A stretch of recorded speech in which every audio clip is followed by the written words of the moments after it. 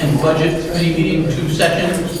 First thing, agenda review and disposition. Any changes? Yes, we're going to hop over the 8th grade credit issue. Okay. Just, we want to meet with the principals tomorrow and make sure all the ducks are in a row. Okay, approval of minutes. Any changes to the minutes of February 18th? If no, then we approve the minutes as written. Fiscal year 2019 financial update. Yes, I'm just handing out right now an updated revenue sheet. And before we start, I just want to make sure everyone knows Bonnie Acton is the newest member to the board. Bonnie graciously agreed to run for the one-year term that was remaining in Ross Deachman's term. So Bonnie is a veteran of the Holderness Central School Board, 2 or 3 terms. So she certainly knows her way around the school board world. So thank you, Bonnie, for joining us. Appreciate it. The 18-19 revenue update, as you can see, this is live as of yesterday. Unreserved fund balance, obviously that was in-house money. Special ed aid, 97%.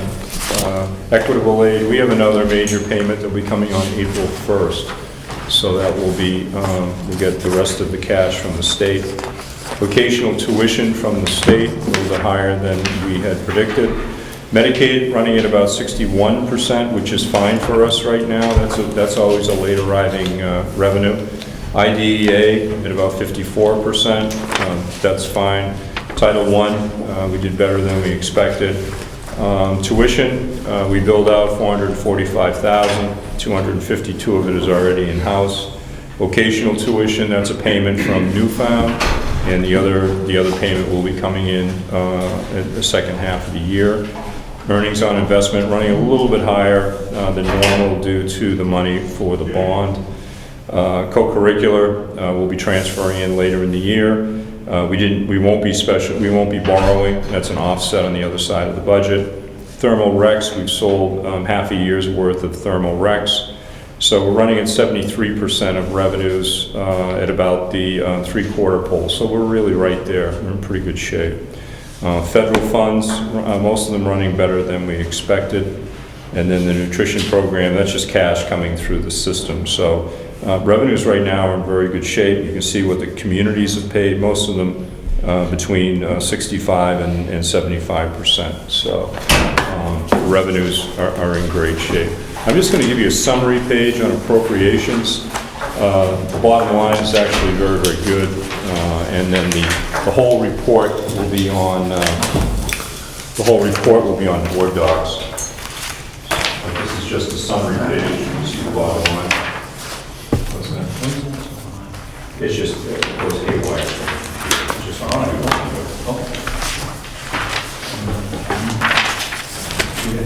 You have some time? Yeah.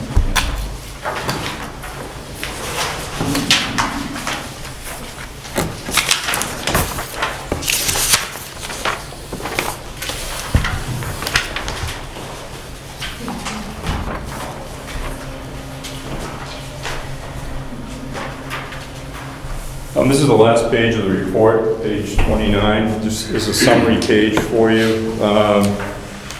Go down the bottom, it shows an available balance of $977,000. The health is the special ed teachers account. That health encumbrance has not been taken. Jen's going to fix that for us. The $20,000 up above, you can see $20,000 purchase of land. That was a prepaid payment. It just hasn't registered in the system. Jen will be taking care of that for us. And then the debt service, as you can see, we're not getting the $104,000 on revenue, so because we didn't ask for it, and we're taking the $104,000 out of there. Plus, there was some money for the debt service for the bond, or the money that we borrowed, so we had cash prior to the bond. So I don't know what the final number will be, but I'm just taking it out to give us a true look. So right now, available balance, $602,000. It's 4% of the adjusted budget amount, which is, we like to be around 5%. going into the third quarter, so I'm pretty happy with that. Also, when you look at encumbrances, $931,166 is in some either consultants, special ed tuition, or special ed transportation. So we'll take a look at what some of those numbers are, so when we close the books up, you may have some transferring to do. But all in all, we're in very, very good shape, and we should easily have the $100,000 unreserved fund balance that we told the public that we would have. So we're in good shape. Any other business to come before the committee? If not, we are going to meet again April 16th, May 21st, and June 18th. And we are, your motion to adjourn. Second? All in favor? Maureen, we can go to right to program and staffing. Okay. Tennille was here and with Tanya, and we can go right to their report. All right, so we will open up program and staffing, agenda review and disposition. Anything else for the agenda, Mark? I'm all set. Okay. Approval of the minutes, any changes to the minutes? Then they will be approved as written. Alternative programming? I'm going to turn it right over to Tennille. This is Bonnie, this is Tennille, Torino, who's our school psychologist. So I have a double-sided document there that each page, each side goes over the two types of alternative programming that I'm going to review with you all. Talk a little bit about what's going on this year and what we're planning for next year.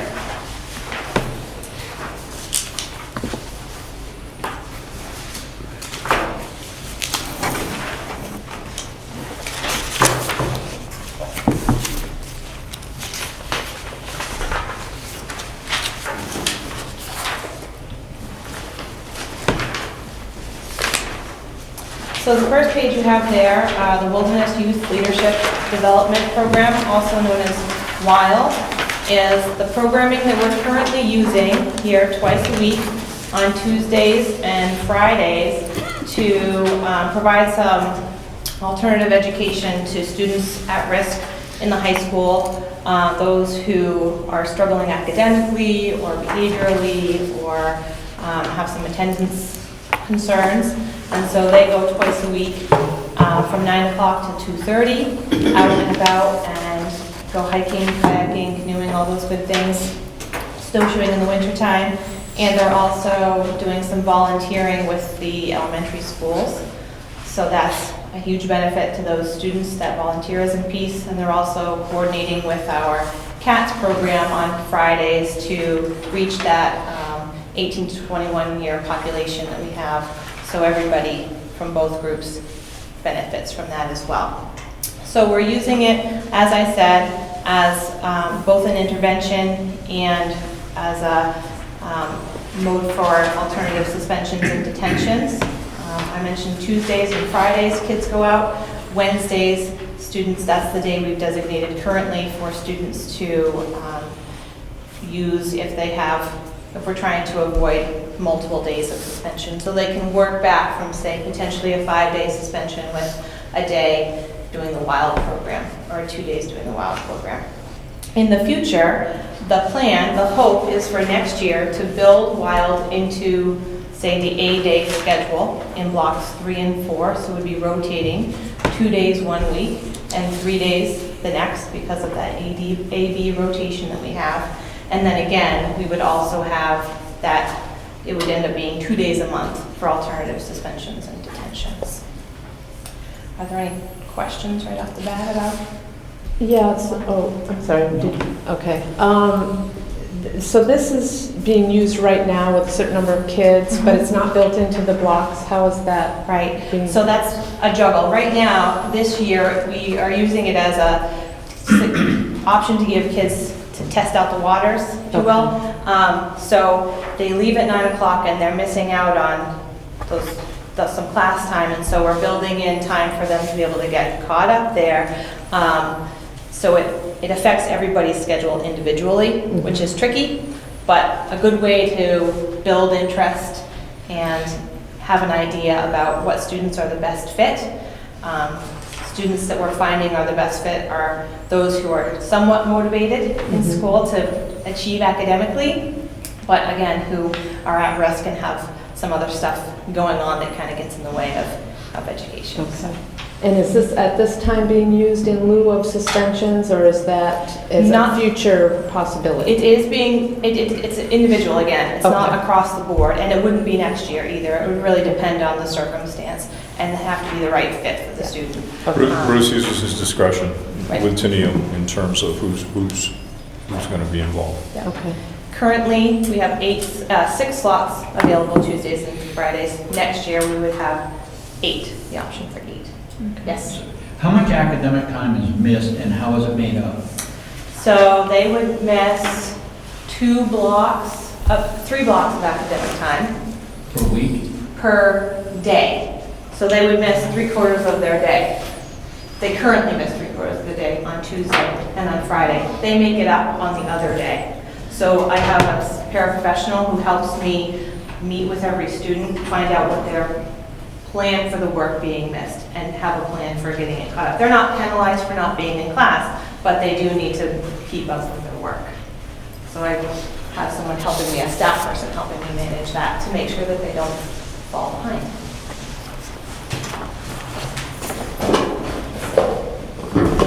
Any questions for now? The other piece, second page or back page, the Youth Leadership Through Adventure programming that we're currently doing is, unlike Wild, where that is a referral base, Youth Leadership Through Adventure is self-referral. So students at the high school have identified themselves as those who would like to be leaders in their community. And currently we have 22 students who are working on putting together a middle school conference for SAU 48 middle schools. That'll be happening in June, the 2nd and 3rd. And the hope, or the way that youth leadership is set up is that it's all youth-led, so it's for students, by students. It's adults that are involved, we are advisors only, and meant to serve in that capacity, and that the students have family groups, and they have 2 student leaders from the high school, and then they would have 8 to 10 middle school students, and they run activities over that 2-day period for their family groups. So it's really student-driven, student-led work for those groups. Any questions about other stuff we have going on? Wow, that's great. Is that it? All right. Did you tell them about the Broderick, Justice Broderick? Justice Broderick. You talk about that trip that we're planning? Sure. On April 5th, Friday, April 5th, we have Plymouth Regional High School has been invited to participate in a youth summit held in Concord at the Capone Center. We were asked to bring 4 students who would represent us well and be willing to contribute to conversations with other high school students in the state about school climate and growth mindset and affecting change. And so that Friday will be spent, we're bringing down 4 students, I'm bringing down 4 students, there will be 4 students from most high schools in the state, and they'll all have conversations throughout the day about policy change and where they see the future of education and all that good stuff. So And part 2 is on Saturday. You may have seen it in the Union Leader or the Concord Monitor. Justice Broderick is sponsoring this with Dartmouth Hitchcock. But the part 2 on Saturday is an open invitation to parents, community leaders, school board officials. That's when the adults come, and they're going to report out on what takes place. They're pretty serious about this. We got personal calls. We got personal calls from Justice Broderick to make sure that we were at the table. If you recall, Plymouth Regional High School is one of the first schools to have Justice Broderick come up and speak to our kids around these issues that Tennille was discussing. So if you are interested, you want to contact Tennille, she can let you know those details that will take place on Saturday, I think. And It's 8 to 4, but again, if you're interested in participating in those, it should be a big group, because there's 89, I think there's 89 high schools, and it's almost a perfect attendance on sending kids down, the 4 kids down. Thank you, Tanya. Thank you. Madam Chair, can I ask if we can do item number 8, the in-service schedule, while Tanya Orlando and Dawn Day are here? Yes, absolutely, let's do it. In-service You're up. schedule. So next Tuesday is our in-service day for our faculty. We are starting the day at about 7:30 with breakfast downstairs in the cafeteria for invited guests from the community and invited students and our faculty. We have about 45 community members who've committed to coming that day, and about 20 students are going to come in on their day off to spend the morning with us. From 8 to 10, we will be working on what's called the Vision of the Graduate, which I'm going to get to when I start to talk to you about our growth plan here. And Bob and I are working with faculty leaders. We have 7 faculty leaders who volunteered their time this year to plan that day and plan our growth plan with us. After the 2 hours of Vision of the Graduate, we are going to have a break, and then we will talk about growth mindset and how we want to be the best professionals we possibly can be, and igniting some of that energy for our teachers around thinking about how they might grow their practice in the classroom. Then we are going to have lunch. Can you back up just for a Yes. second? I'm sorry to interrupt you. Can you explain growth mindset? Yes. What you mean when you say that? Sure. So it's a perspective about that was Carol Dweck is the person who sort of started the work around growth mindset. It's the belief that intelligence can be grown, that our skills can be grown, that I'm not good at math is a finite ending statement about math, right? Versus I need to work really hard at math, or I need to try again. Or if you are a teacher, I don't do emotionally disturbed kids. I don't do trauma.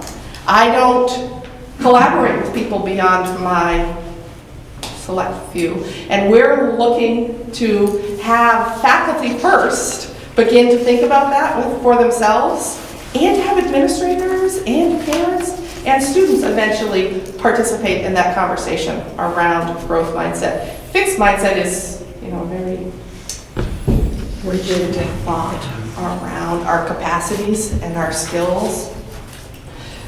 So then in the afternoon, we are going to spend almost 2 full hours talking about collaborative structures and how we can collaborate more within our schedule. I think it's all going to make a lot more sense if I jump into talking about the growth plan. Is that okay? Yep, please. Yep. Yeah. Okay. Dawn is one of the faculty leaders, which is why she is here. Bob and I are co-chairs of this big project, so I am going to hand out, you can take one of each of these, that would be great.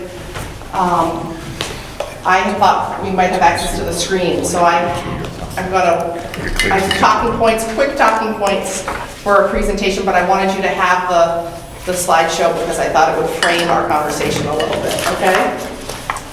So about a year ago, Mr. Halloran and Mr. Parsons signed Plymouth Regional High School up to pilot the new NEASC accreditation for Plymouth Regional High School. I don't want to speak for you, but I think that you thought, let's get this off the table for the new administration. Let's get this taken care of. We've been through this 3 times. We do this every 10 years through the New England Association of Schools and Colleges, which is very wise. And NEASC is just beginning this process of a new accreditation process, and they needed some stable entities to pilot the process, okay? I have the document I gave you that it's titled report card. Frames on the left-hand side the standards that NEAS uses to accredit themselves. There are basically 5 areas: learning culture, student learning, professional practices, learning supports, which is interventions and school psych and guidance counselor and things like that, and then learning resources. Learning resources are the building and the facilities and more of the, and safety within the building. Just, I think that can be a bit confusing. I want to let you know that the new structure that NEAS uses has 3 primary focuses. 1 is on the culture of learning. 2 is this growth mindset. And 3 is what's called the vision of the graduate.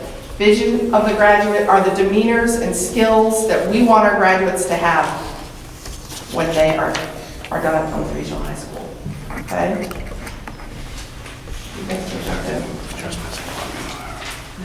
So we signed up to do this. It's actually 2 years ago, now I realize, that Mark and Bruce signed us up to do this. So we spent all of last year going through a self-reflection process. We recruited people to serve as subcommittee chairs with Bob and I. We divided every faculty member into one of the 5 standard areas, and we began to look at our building. What are our strengths and what are our weaknesses? We made some commitments that it was going to be highly participatory. Everyone was going to participate. We were going to use our faculty time and our department meeting time to do that. And it was going to be transparent. We were going to be fully upfront about every conversation we had. And again, those faculty members volunteered their time to work with us on that, so that was fantastic. Then we wrote narratives. And we assessed ourselves as the report card in front of you showed. I did not give you all the long narratives of where we placed ourselves. You have the briefest of brief version of where the faculty felt we fall for each standard, okay? Once we wrote those narratives, we distributed them for edit and input to the full faculty. So you might have served on a subcommittee where you only looked at student learning, but you were able to comment on what everyone had done on a different standard. We then voted, full faculty, Robert's Rule of Order, on where we placed ourselves on the report card. It was extremely thorough, the process. At that point, we submitted that to NEAS for them to review. They assigned people to come and visit us last October to come for what's called a collaborative conversation. They sent 3 professionals to come and tour the building, meet with the subcommittee chairs, meet with the SAU administrators and the building administrators, and take a look at whether or not they agree with our findings. Both the collaborative conversation and the self-reflection found priority areas. The priority areas are, number 1, collaborative structures for our building. Number 2, we do not have a written growth plan, and we need to have a growth plan for what we aspire to be. Number 3, we need a written curriculum that has been revised and edited. And number 4 is vision of the graduate. So we also need to develop a vision of the graduate that will serve as our guidepost for where we want to go, that we also potentially would then evaluate students on how they are doing towards meeting that. I may, Tanya, just Yes. that letter that Mr. Allen passed out to you from Mr. Edwards sent to me, and So everyone we'll have gave it. we'll have the accommodations, and then what Tanya's talking about on the back of that page is exactly what she's describing. If you remember that letter I gave you last month. You know, I know that some of you were with us in 2012 when we went through the old NAACC. The old model, right. Some of you may have been with us in 2002. when we did that. The big change between the old way of looking at it, the old way of looking at it is the NAAC had 7 standards. A school would do a self-evaluation, 2-year period of time where you would self-evaluate yourself against the standards, and then they would come in, visit you, and then make recommendations going into the future. And as soon as they left, you know, okay, 10 years from now is when they're going to come back.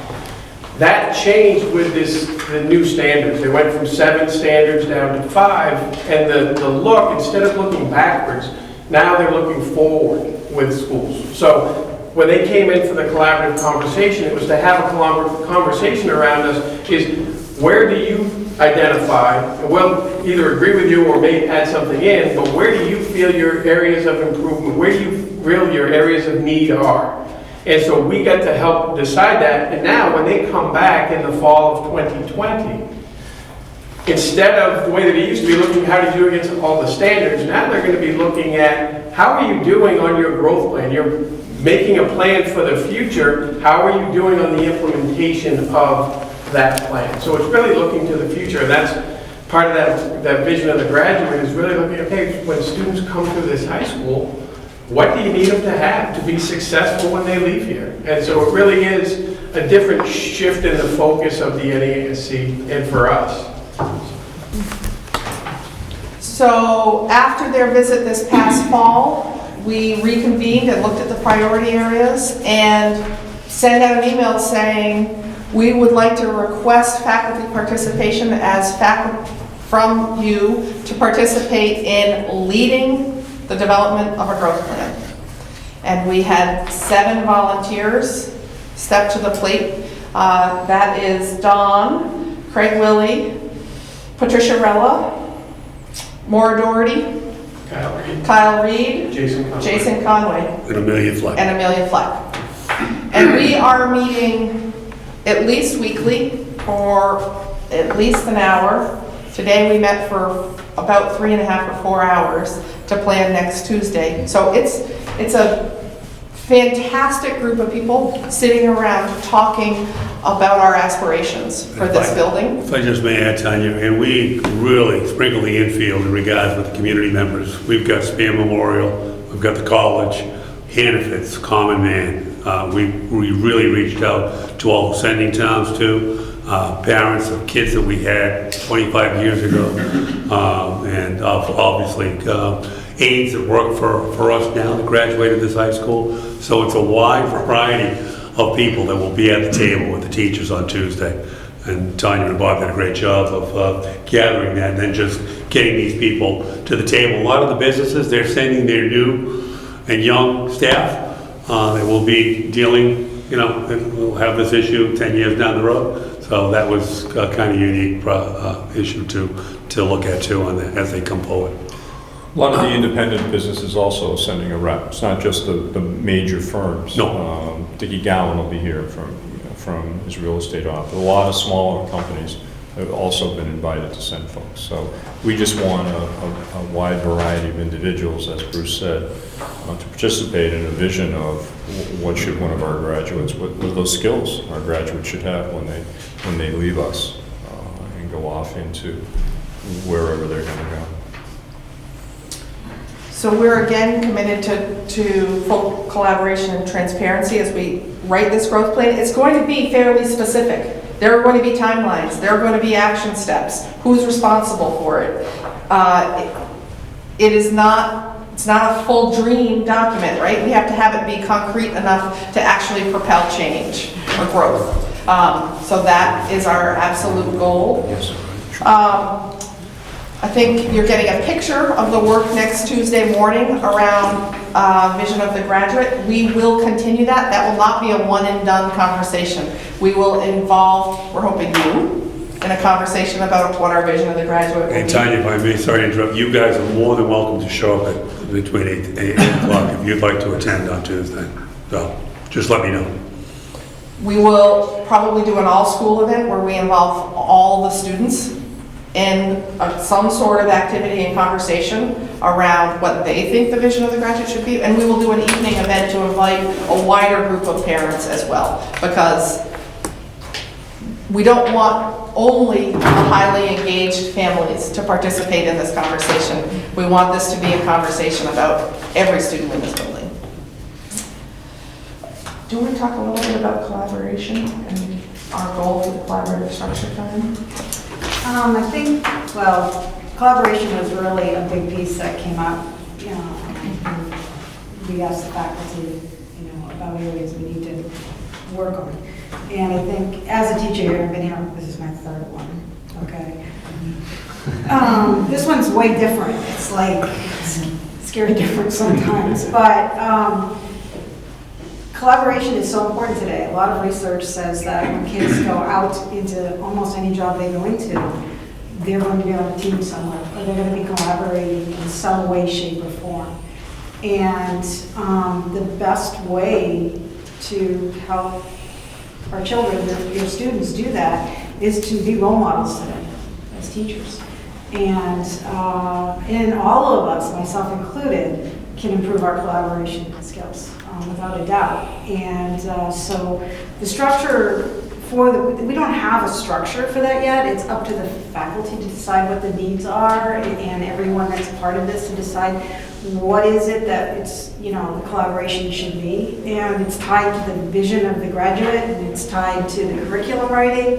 It's tied to everything. It's like this, in my mind, it's a giant puzzle, and you're trying to get the pieces to fit, but they're also intertwined that something's got to be done here, and then you've got to do something here, and then you've got to do something here. So, but I think it will benefit all the students in the district. I mean, we're talking about a wide range of students. We're talking about highly motivated ones, and we're talking about students that I had students say to me, all I want to be is a logger.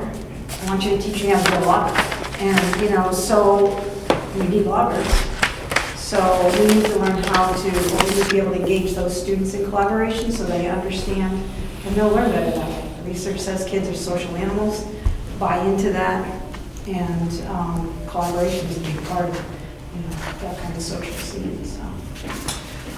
One of the reasons we wanted to come and speak with you all tonight is that we think this may drive some significant change potentially around our bell schedule, possibly around the way we use our time, the way we do duties, the way we do lots of different things. And we're being transparent about that. We're not saying we know what the answer is going to be, but that you may be involved in those conversations, and we just don't want to catch you off guard when they come up. We want you to know about those early. So that was and to offer you to come next Tuesday if you're interested in coming. And Dawn, this is our fourth. You came in at Peter and Barbara have gone through four. I walked into the first one in 92, so. Wow. 92. I was brand new. Yeah. I was writing the letters. Anyone have questions for Tanya or Dawn? Four. This is huge. Yes. It is. Yeah, It it's is. It's exciting. a very different way of doing business, Yeah. and all of us are excited about it being about the next 10 years instead of a rehash of what's gone on for 10 years. So it really is in the court of those folks who are going to be here for the next 10 years, and that's where it belongs. It's what does the future look like? What do we want the future to be for Plymouth Regional High School? And both of us thank you for accepting, because, you know, they had to accept us because we're 2 years ahead. So with Mark and I here, you know, it was a big deal. So for them to accept us and let us piggyback this and move forward. Great. Thank you so much. Thank you. Thank you. Thank you. Nice job. Okay. Nominations, fiscal year 20, faculty. Right, after, at your full board meeting, we're going to go into non-public session as we usually do, and I will be doing faculty and administrative nominations for the next year. All right. Field trip approvals? Yes, Madam Chair. I have two, and they're regulars. They're on a regular basis every year. I have a trip going out May 3rd. It's my national champion, the Quiz Bowl kids. They'll be led by Troy Harris and Paula Koshin. No cost to the students except for the registration, for the school, just the registration. The teachers will be covered by their professional development. They'll be departing May 3rd, they'll be coming back on the 6th. Where are they going, Bruce? They're going to Chicago, Peter, to compete, and they'll report back to you, like they always do. And then I have 2 players in the History Bowl that are competing. Last year we had 4. They'll be going to DC, and that's during their April vacation. The proper supervision again is Troy and his wife. There's no cost to us other than the registration. It's $450, and that's April 25th to the 28th. Again, they've been doing this for the past 4 or 5 years. And both groups will come back to you and let you know how they did. And I need approval on that. All right, thank you. Exchange student approval? Yes, I have a new one. They're coming in fast and furious. This person is from Japan. They'll be staying with the Couriers in Wentworth. It's an accredited from the AFS program. It is accredited. We've done business with these people before, and I will pass around this young man's resume. We're going to do that in non-public? We do that in non-public. Yes, but they can look as they want to look at the, okay, hold on. Hold on. Yep, thank you. That's the field trip, the exchange. Risk survey, Madam Chair, we did that last Wednesday. Mr. Price provided the schedule for that to happen. We followed all the guidelines that the state had requested. I have a copy of that survey if anyone's interested to take a look at it to see what the kids were asked. We had no issues or concerns. Bob did a great job of getting it back. It was about 100 questions. Again, if you would like to see it, I have that available to you. Remember, we used to do our own individual survey because it gave us our own data, and we did not do the state because the state had combined data and you couldn't get any information on your own students. Well, now there is the state has the ability now to take out our data and present our data to us, along with including our students' data in the whole statewide result. So that's worked out well for us, and the state is very happy with us now. They weren't so happy with us when we did our own thing. But, Will someone report to us after, when we get Yeah, results? we get the result. I think they usually come in the fall, don't they? Yes, Early in the fall. they do. It takes a lot longer with the state than when we did individually. Yeah. Madam Chair, I did miss one field trip. Okay. Mr. Allen and I are going on our annual DC trip on the 29th with our American Presidency kids, leaving the 29th, coming back on the 1st. We have all the proper chaperones, so. Okay, that's March 29th to April 1st? Yes, ma'am. Okay. Thank you. All right. Club proposals. Bob Price. You should have in your packet a proposal from the World Language Department for both the French Honor Society and the Spanish Honor Society, again, to promote the culture and the language abilities of our students.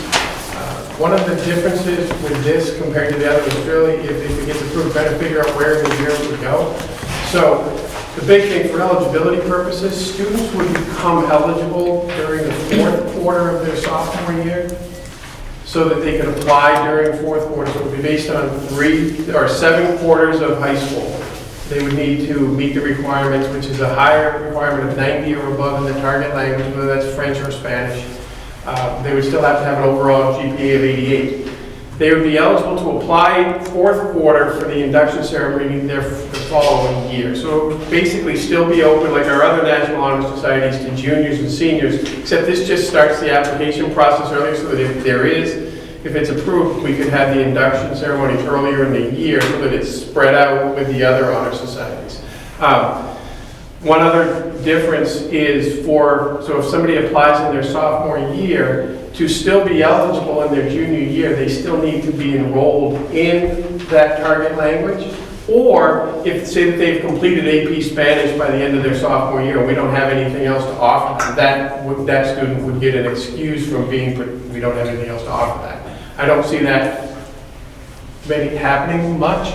You know, I think that the only way that it could happen more would be if a junior applies, and then they're looking into their senior year and say that they have completed AP in their junior year. That would be more applicable than it happening in the sophomore going into the junior year.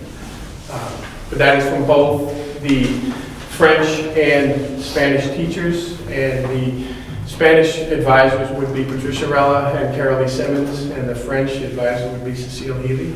So that was the proposal from them, which I gave my approval to, but it's really not a... What are these clubs going to be doing? I mean, will they be any service or?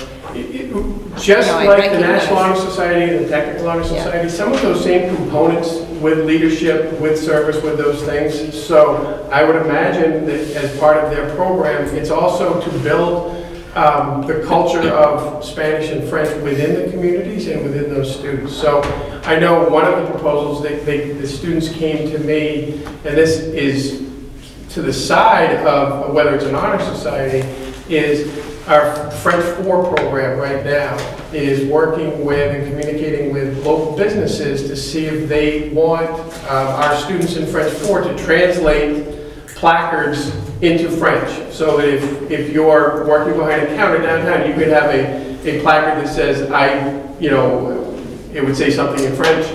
I'm not reversing French. So they would say, welcome, I don't speak French, but I can help you, or whatever that may be. Or if they have signs that need to be translated so that we have visitors coming from, Canada or wherever, that it becomes much more of an open society around French and Spanish. Thanks. Any questions for Bob? And I did take 4 years of French in high school, so I just forgot it also.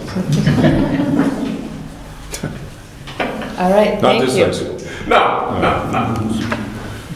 Okay, scholar athlete.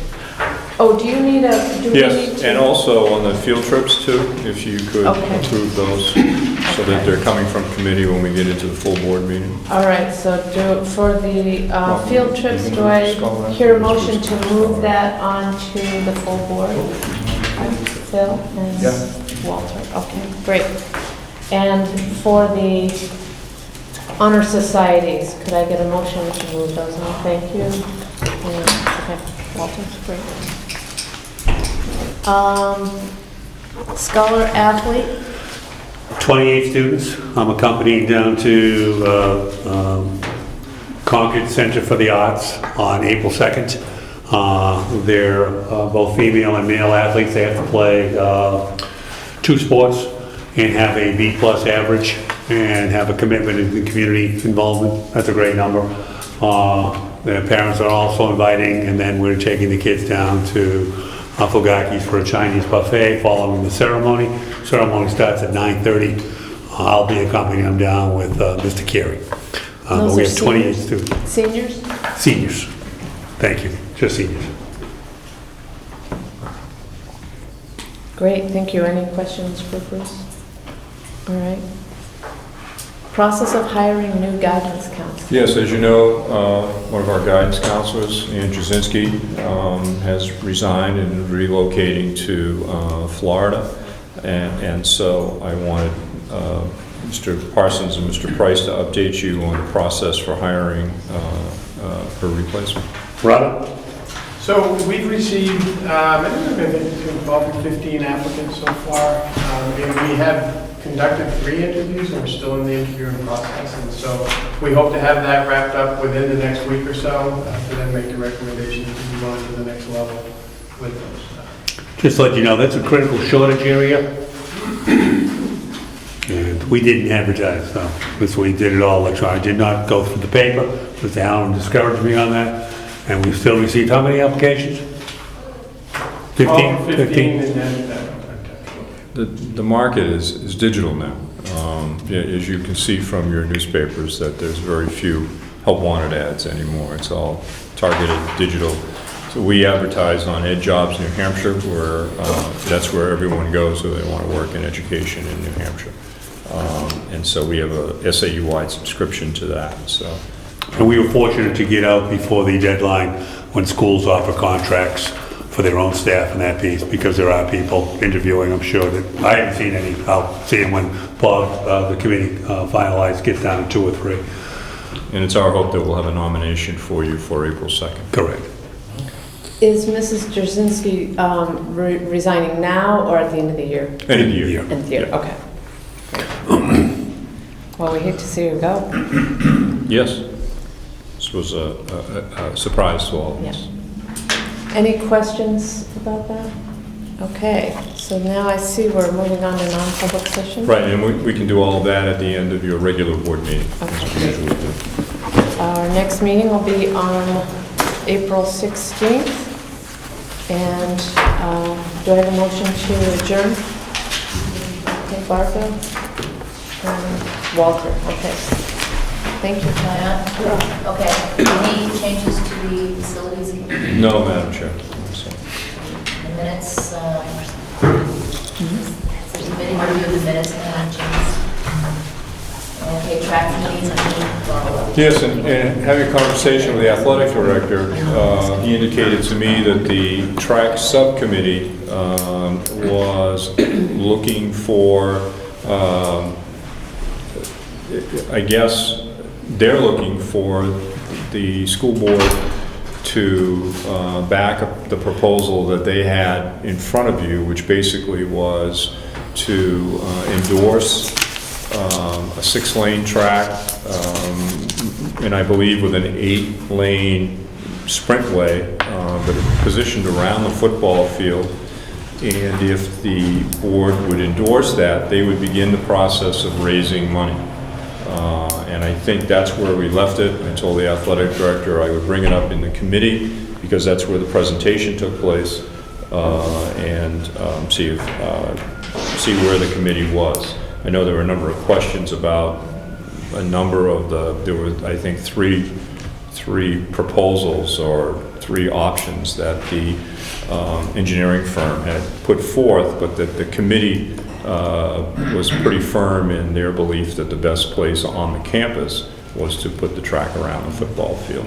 So I'm bringing that to you for your action, or to table it, or whatever the committee wants to do and send on to the full board.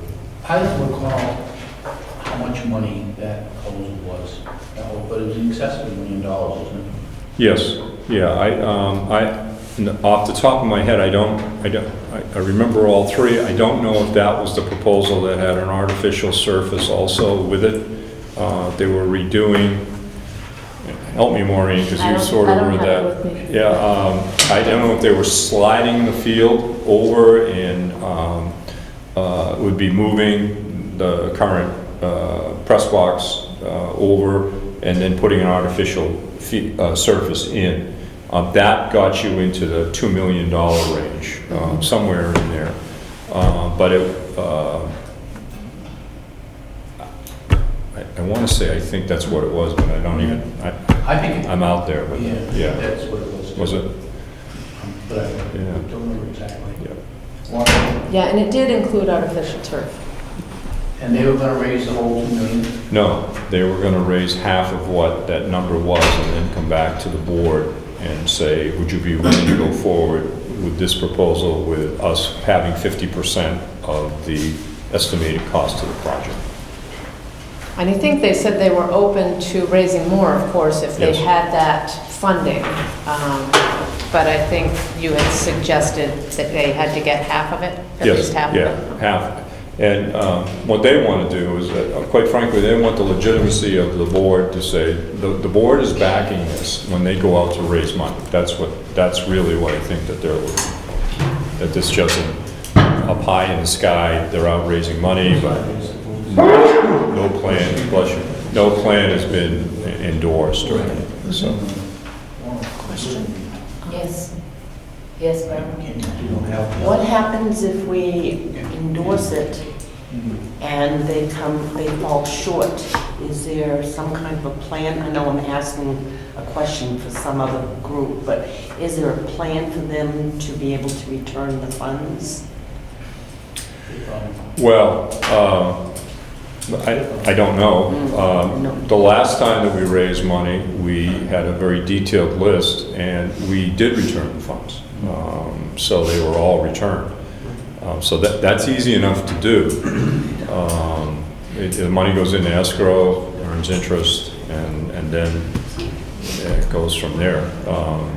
So that's the best I can do for an answer. Yeah, that's easy to do. Okay. Barbara, follow-up. If they are successful Yes. in reaching their goal, and we have endorsed it, then we must have to bring this forward to the voters, right? Well, it would be a decision of the board at that moment in time. One board can't hold another to a specific issue. So I think the history would come up, tonight's meeting would come up and say, listen, this is what folks endorsed or didn't endorse. This has been the history of the project, and the 13 folks who are representing the community would then say, do you want to go with what history says, or do you want to make some adjustments? I mean, nothing is stagnant, it's especially the cost. So I think at that moment in time, Barbara, people do what they think is in the best interest of the district. So if we, they come in with $1 million in a year or whatever, and you have a new board sitting and has 3 new members, that board has to make the determination whether or not they want to put a warrant article on for $1 million. Yes. Walter? Was there a time frame? Was this a 2-year plan, 5-year plan, or is this something? There really wasn't a time. It was indefinite, so it could take up to 10 years to live. I think the committee knew that you're raising some serious money we're not going to collect it at the bakery. Well, we used to collect at the bakery. It's not going to happen. It's really quite a thing to try and raise that kind of money. Or could be long term. Yes, yeah. And to be clear, we're under no obligation to build the track if they raise half the money, or if, because it would have to go out to voters anyway, Absolutely. or perhaps, but Yes, yep. if tonight or at some point the committee decides to say, yeah, we would support it, there's no obligation there. No. Okay. Yes. Lisa, I'm not on the committee, but can I ask a question? Sure. I thought they said it would not necessitate any changes to the current field and surrounding area. I don't believe that. No. And I don't think the plans indicated that, Phil. So, and you just said that, or I thought you said that they would have to move the tower? If you're going to put an 8-lane sprint, I think a 6-lane. well, with one sprint. the Okay. sprint lane would be 8 in order to comply with having a statewide meet. I don't think, from the previous plans in the early 2000s, I don't think you can get that size of a track in there without sliding the field toward the tennis courts. Yeah. Yeah, Unless they do like over at Hanover where they went into the bank yeah, and cut that off, and then they have that big retaining wall. yeah. That's the bleachers are. And I Yeah. think they're talking about, wasn't that part of that? That's- What they that's- talked about? Having a bank, cutting into the bank, having a retaining wall, and the potential of moving the tower. Well, you're getting, I'm not an engineer, but when you're doing that, you're getting into some serious money. Yeah. Reluctantly, I might ask that we just hold making a decision to get that clarified of what changes to the layout of that area. I just don't remember. Yes, I don't need it, so. And I, They left the plans with me, so if you want, I'd like to see them. I do have them. Going to have the athletic director meet with the committee and just say, these are the plans that were left with us. I mean, I think Maureen may know. There's some folks that know the details once the plans get laid out, who were part of those conversations. But you are right, the original ones called for a wall in the front. Yeah, mine's kind of a follow-up to Phil's. Also, too, there's a difference between sense of the meeting or sense of the committee in terms of the concept of a track versus a specific 6-lane track with an 8-lane straightaway around the football field. Those are different, they're asking different things. You might get different answers, I don't know, but if you say we support the concept of the track with the details to be ironed out later, depending on funding, depending on what people think in terms of where it should go, what it should look like, as opposed to, we agree to the exact specs that you have now. Does that make sense? I agree with everything you just said. I think they're asking for a commitment in terms of nailing down a design so that they can point to something and say, this is what we're raising money for. Yeah, I think it was to have a diagram so that they could. That's a very different question, I think, because things can change, depends on money. Oh, yeah. Depends on 6 lanes versus 8 lanes, you know, that type of thing. And you might get some different answers from, I suspect, from people on this board than maybe people on a board 8 years from now, or 5 years from now, or 6 years from now. I just raised that as an issue, as a follow-up to Phil, because he wanted some more details maybe to think about it a little more in terms of, but to nail down exactly what they're looking for, if it is that specific. I can ask the athletic director, meeting the committee. I mean, the CTE project is done, so this committee could have some time to really take a look at it. The plans. Mark, do we have to support the project, or can we support the act of getting out there and writing some grants and trying to fundraise, support the Well, you can do any, cause, you can say to them, we're not committing to Yeah. the design yet, but let's support what you're trying to do. So I think you can do that, Lisa. Their question to us is, would the board support a specific proposal? And that's what I came with tonight. So they want to hang their hat on something so they can point to something and then raise money and say, this is what we're trying to raise money for, instead of a track. Well, where's it going to go? I think they wanted to get more specific than that. Bill? I don't even wonder, having gone through this, you know, like, if they're gonna, they haven't done any test borings to find out, in other words, if my, again, recollection from years ago, is that there's a ledge out there, so if they're gonna have to move the field over X amount as opposed to what they think now, it's still an unknown to me of what that will look like, and do they have the space for it there? I don't disagree with you. Yeah. There are a lot of unknowns. I mean, the unknown, you just don't blast into granite and build a wall. You've got, the place is loaded with groundwater. Right. It usually sits on top of granite, and so you'd be dealing with drainage, you'd be dealing with a lot. And also the emotional side of blasting into that hill. So then on the other side, as you said, there's a deep drop to the tennis courts. You know, the road is significantly higher than the tennis courts. So if they were going to slide a field, you've got some other issues on that side of the field too. Because to fill that in would be costly. I mean, just to deal with ledge. Right. If there is ledge. Right. And the drainage in and around the tennis courts. Right. Yeah, it's a complicated site. Right. Maureen? I'm sorry, I'm not on the committee, but I'm wondering, the other sites that they looked at, are they looking at this because it's more cost, it's It made more sense. made more sense Was cost-wise? less complicated Okay. than knocking down the SAU building and building a road. They answered some very good questions. The question was always, is the upper parking lot area, would that have the capacity to hold the track? And the answer is no, not really, without a ton of site work. And so that's nice, that gets knocked off the table. But this was the least complicated and probably the least expensive of the three alternatives, I think, that they looked at. Okay. Barbara? I was just going to say, I think it would be wise to meet with the athletic director and the plans and have another discussion about this.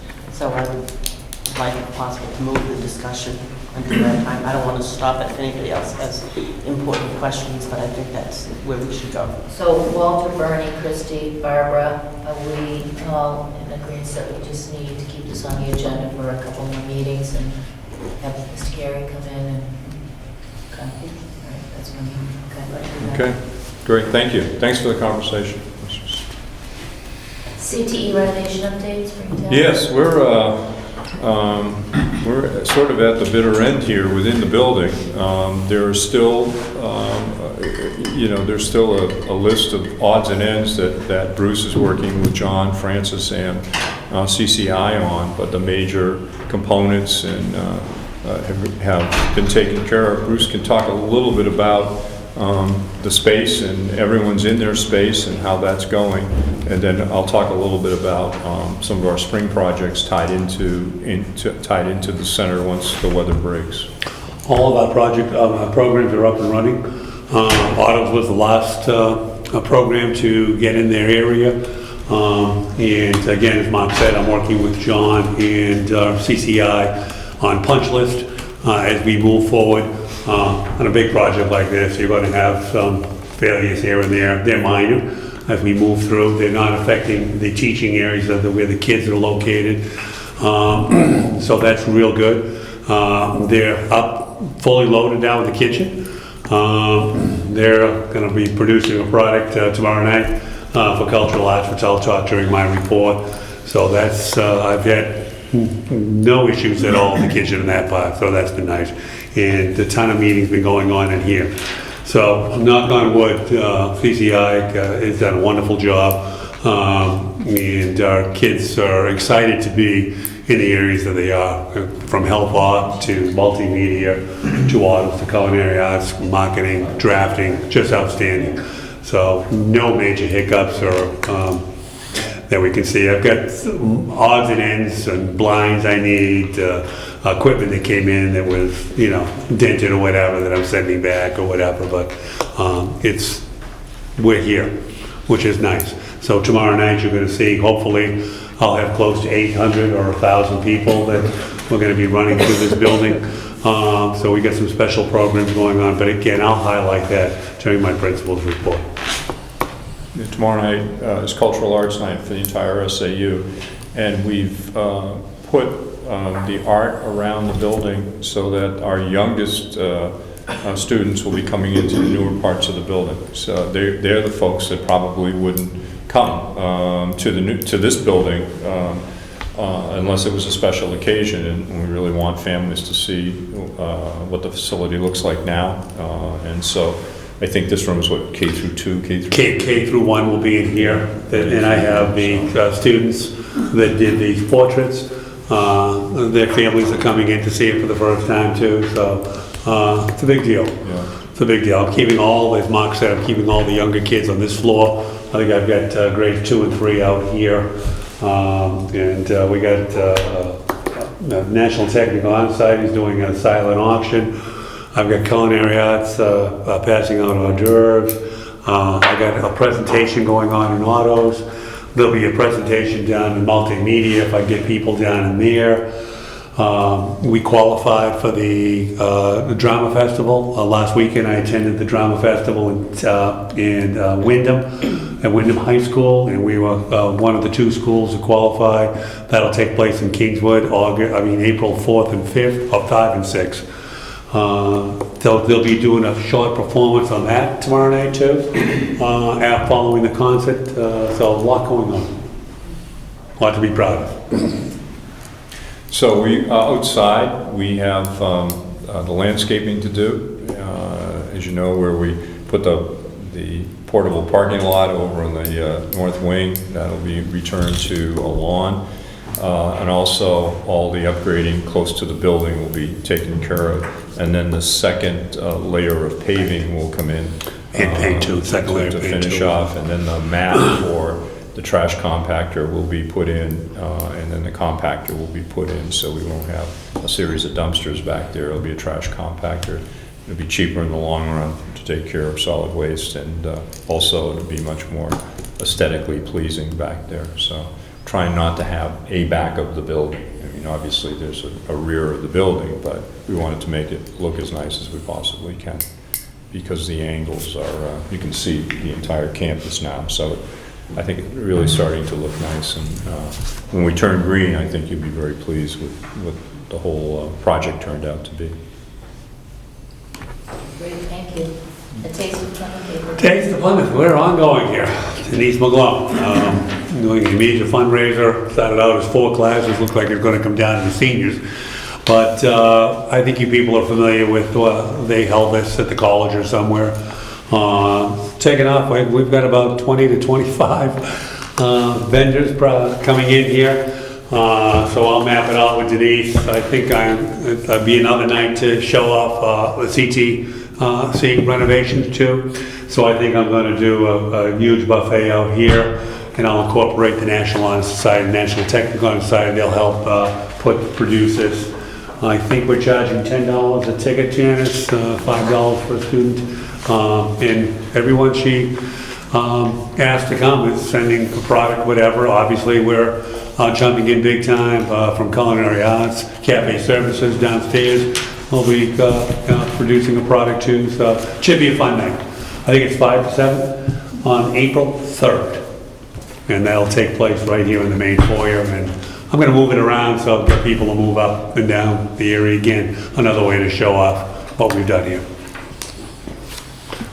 Great. Give the seniors make a few bucks. Our next meeting is April 16th. Lisa? Sorry about Driving around looking at those incredible mounds of snow in the parking lot makes me think about what's in the back of the school and our spring programs. Any idea what's happening? When are we supposed to start spring? After graduation. Outside. We, spring athletics started yesterday. So we're probably playing in the southern part of the state before we're playing up this way. So it's going to take a while. The snow came early, the freeze came early. We were good and frozen and covered with snow by mid-November. So I don't expect that it's going to be one of those seasons where we have a lot done here, to be honest with you. Well, I'm not surprised. Yeah. Tennis will be fine. That's pretty easy to do. Track is someplace else anyway. But softball should be as softball usually is. I know that they've cleared the fields down there. It's still frozen, looks still wet. It's got ice on it. But it's got ice on it. But that softball will be up and running before baseball will be. So baseball will probably be our last sport that's out on our field. And lacrosse, again, we have practice areas for kids. It's just, there's our field. We'll be on the road probably. So the schedules are already made up? Yes. And we're scheduled to have games here? Yes. And we're not ready? Right. What happens, who reschedules? Well, the athletic directors of the schools work with each other, so we may flip-flop. If someone's supposed to be here early and we go there late, we may flip-flop the home and away. So they do a good job in making that happen. Thank you. Mm-hmm.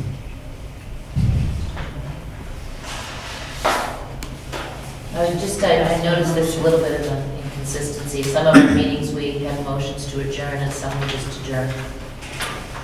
So I guess our next meeting is April 16th. Yes. And does someone want to adjourn? Maybe Barbara, second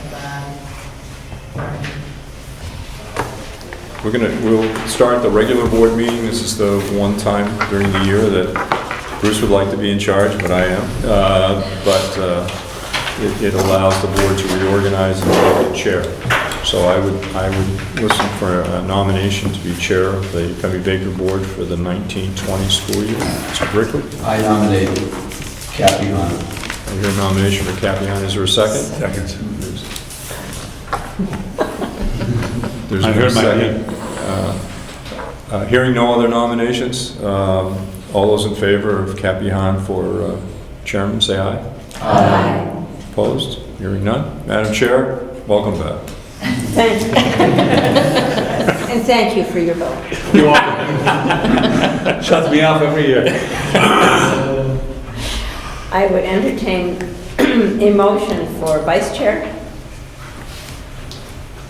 Make a motion, you're vice chair now, right? For Lisa Ash to be vice chair for the upcoming year. There's a second by Barbara. Any other nominations? All those in favor of Lisa? Aye. Thank you. And I didn't talk with our former secretary. No, I decline. Okay, so I need to entertain a nomination for a new secretary this year.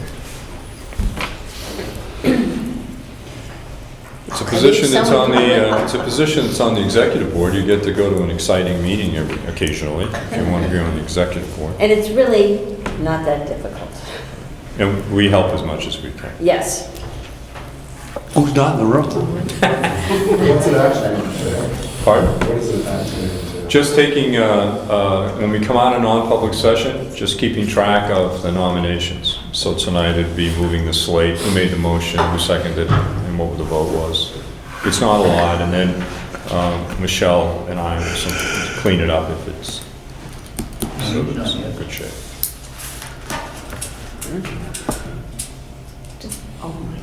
Would you be? Sure, I'd be willing to do it. Thank you very much. So is there someone who's... Barbara, I see that I'll as make a a nomination, nomination. and Peter seconded. All those in favor? Thank you very much, Dick. So that was when we tried. Thank you. Agenda review and disposition. All set, Madam Chair. You have the minutes of February 18th, unless there are any corrections or additions. They stand approved as written. I know at this point we're not going to see a student. No, he just got elected Speaker of the House, so he's working on his agenda he's got to come up with a couple of bills that he's presented. It's pretty prestigious for Ben Parsons, which is a great, he just came back from the student leadership down in Concord, and Ben got elected. That's the entire state.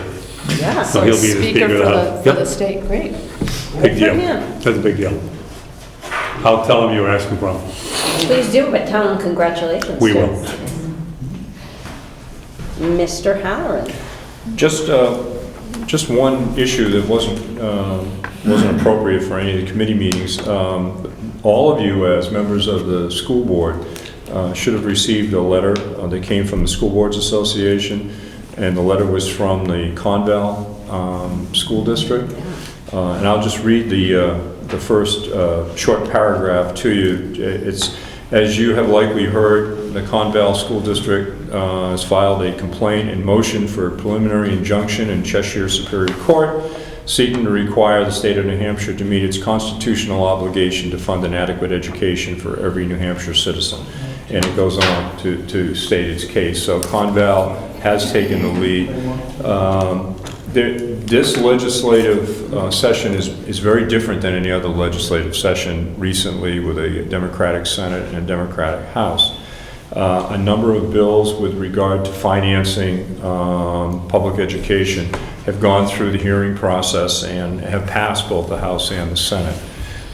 Significantly for us, two bills. One is the capacity bill. It's not just foundation aid, it's legal capacity for towns to raise money. That is a very good bill for property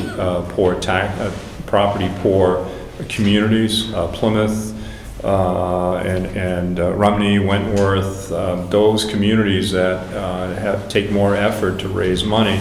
That would be a state grant. It used to be called foundation aid way back when, prior to the Claremont decisions. That's a real help for those communities. It's gone through the appropriate committees. It's now in finance in both legislative bodies, the Senate and the House. So that would be wonderful news. The other bill that went through was to stop the 4% cut each year to sustainability, and that was 100% over 25 years was going to be taken out of that. So it was really the state pulling out of education, doing the exact opposite thing of what the courts told them to do.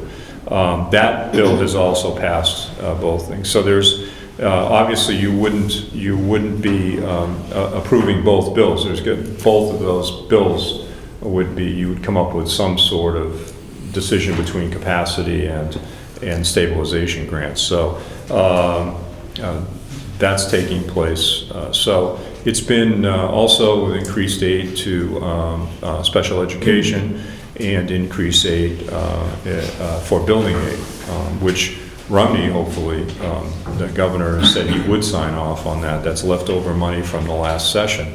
So as you know, Romney has passed a bill to renovate and to build, and we're excited about that potential to have happen. So it's an exciting time down there in terms of finance at the state. It is becoming obvious to many of us that the way we're financing schools in property-poor towns is not sustainable. Berlin was there yesterday, and they're really in trouble. I mean, we're not far from that, quite frankly. I'm amazed by the generosity and support that we continue to get. It is a workout in some of our towns to raise the kind of money that it takes to run these schools, and I'm so appreciative of the commitment that folks have in SAU 48 to keep our schools in the shape and condition they are, and all the offerings that we have. So we'll keep you updated on this and also on the legislative session, but it's been more positive than it has been in years past, and we're excited about that. And we got our budgets. We got our budgets. Extra money that comes to us would go directly to tax relief. So we'll spend what was appropriated, and if the revenues come in higher than we expected, they're going to one place, and that is used as revenues for tax relief in all of our communities.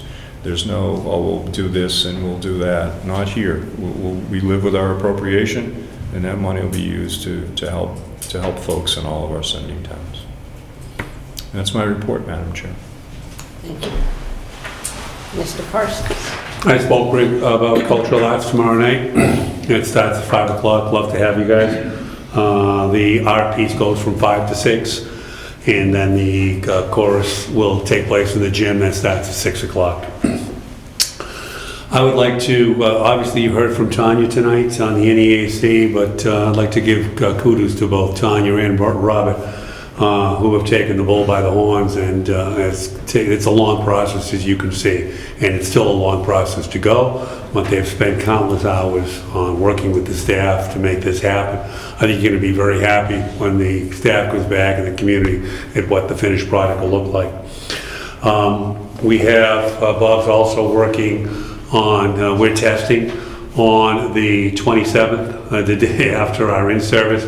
I want to make sure that I know we got TV tonight, that the parents know there is no school for students on Tuesday, the 26th. That is a teacher in-service day.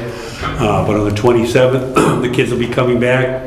Bob has set up testing for PSATs for 9, 10, and then the SATs, the state testing that's required by the state on that Wednesday. And it's a challenge to have the proper proctors in the rooms and the allocations that need to be made, accommodations that Bob has to find for the different students that need those accommodations and the space they need and the time they need it.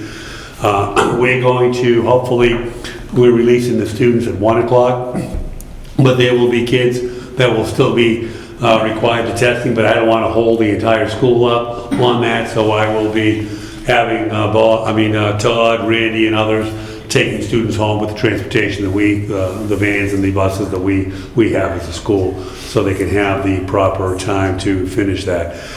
In the meantime, our seniors will be taking their annual trip down to college, and I want to take the time to thank the college for their hospitality and generosity.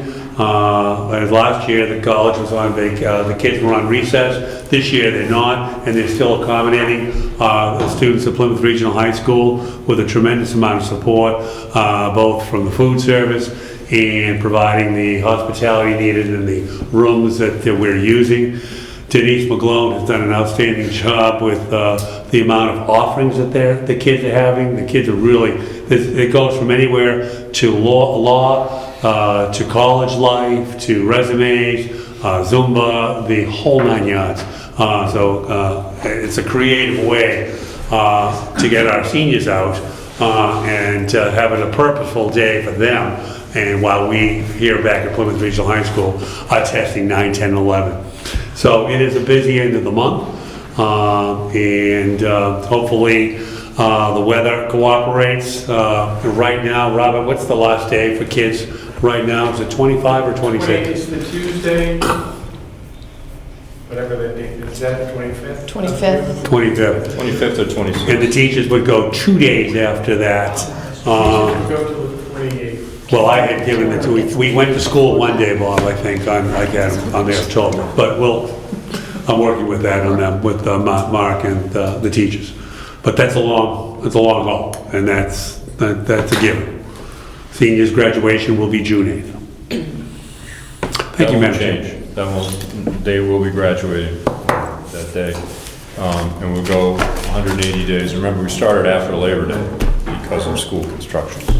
So. Will we need a waiver from the state? No, the state has said last year not to worry about that date. Yep, the seniors getting out earlier than 5 days between the undergrads. They've said because of commitments that schools have to make to facilities for graduation, they have waived that issue. Thank you, Madam Chair, I'm done. Thank you. If I may, Madam Chair? Yep. Phil, there's a bill in this term to make that part of the law, not only a legislative, not only an administrative rule, but to make it part of the law that districts can set a graduation date.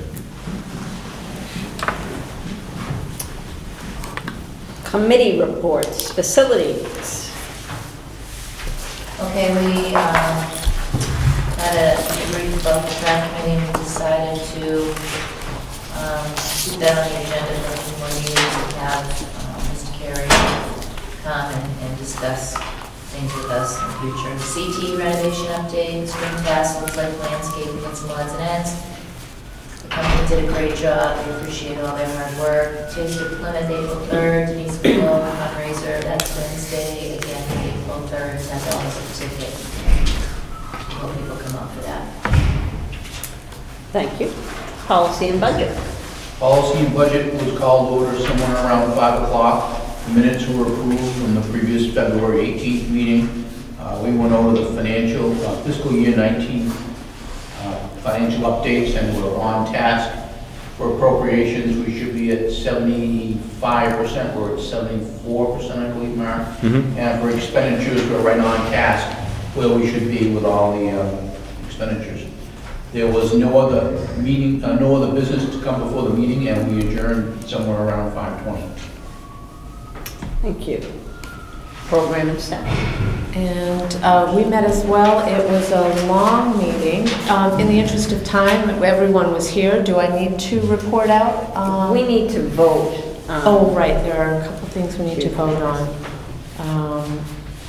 Do you want to, okay, is it okay if I don't go through all the other stuff that we talked about? No, we can get it in the minutes, it's not a problem. Okay, all right. So we do have from Program and Staffing Committee the recommendation to vote on 3 field trips. The first is the American Presidency, then there's the Quiz Bowl, going to Chicago, and the History Bowl in DC, as is the American Presidency class. So moved. Seconded by Maureen. All those in favor? Aye. Opposed and abstaining? And then we have the recommendation to approve the French and Spanish Club Honor Societies, again coming from the committee. All those in favor? Aye. Opposed? All right, we have those. And I think that was it, wasn't it? Nominations. So we have an exchange student from Japan For non-public or? for non-public to review their records. Yeah, you can approve that when we come out of non-public. Okay. And we have nominations. And those are in after non-public too. Right. Right. Faculty nominations will be in on, okay. All right. All right, thank you. Yeah, sure. Anything from SCC? Yes, we do meet Monday the 4th, March 4th, and the committee is really going ahead with all their investigation into delayed start day time. They're doing a wonderful job on that, and we're hoping to bring some kind of report. It was said in May, and I suggested that we do that. I think they wanted to do that in June. I suggested we do it in May, so that if the board had any feedback, we'd have it for June at the committee level before we recessed for the summer, and before we lost some of the senior students that are currently serving. So you should be hearing from us in greater detail on that commitment. Our next meeting is April 1st at 5:15, and then May 6th and June 3rd, all at 5:15. All right, thank you. Discussion items? I don't have anything, Madam Chair. Board member concerns? I am going to be passing a piece of paper around with the 4 different committees on it, and I would ask people to please write down what committees they would like to be on. And don't just tell me the same as last year. Write down what you want to be on, where your interests are. And Bonnie, if you have any questions, please see us. So as Maureen knows, I'm going to give it to her. And I guess that's it then. Do I hear a motion to go into non-public session for the purpose of personnel and exchange students? Peter, seconded by, thank you very much. Do you want this to be What do we facilities? know?